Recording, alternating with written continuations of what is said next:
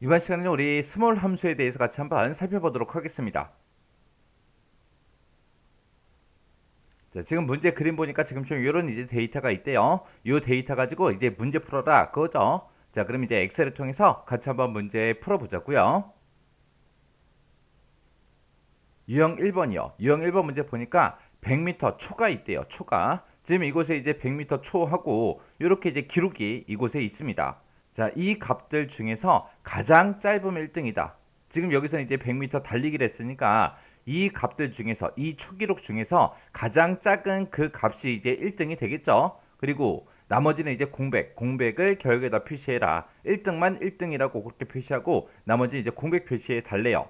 그때 이제 무슨 함수 써라? 스몰이라는 이 함수를 써라. 그러면 이제 스몰이라는 이 함수를 가지고 우리가 이 범위에서 가장 작은 값을 찾아주세요. 그렇게 해서 우리가 가장 작은 값을 찾으면 되겠죠. 그렇게 이제 찾아놓고 네가 그 스몰이랑 함수랑 값이 똑같아? 네가 똑같아? 네가 똑같아? 네가 똑같아? 네가 똑같아? 그렇게 이제 물어보면 되겠죠. 만약에 그 스몰 함수랑 그 값이랑 똑같다면 이제 1등이라는 얘기니까 1등이라고 표시를 하고 그렇지 않으면 나머지는 이제 공백을 표시해라. 그렇게 해요.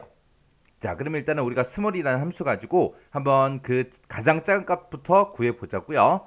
자, 일단은 우리가 여기다 이제 스몰이라고 이렇게 이제 써주고요. 지금 내가 가지고 있는 이 100m 초 기록 중에서 이 기록 중에서 어떤 거 찾아라? 가장 낮은 값, 가장 작은 값을 구해주세요라고 1이라고 이렇게 써주면 되겠죠. 그럼 첫 번째로 작은 값을 이제 찾아줍니다. 그러면서 이제 엔터요. 엔터 눌렀더니 14.3이 가장 작대요.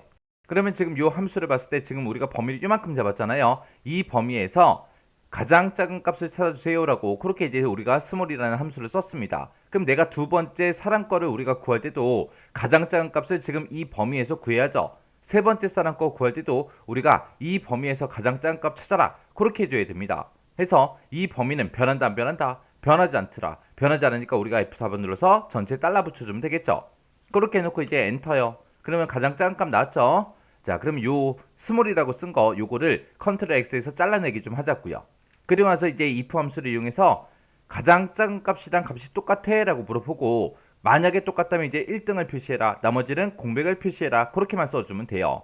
해서 이제 if 함수 열어주고요. 가로 열어주고 내가 지금 방금 스몰이라는 함수로 가장 작은 값을 찾았잖아요. 그 값이랑 똑같냐?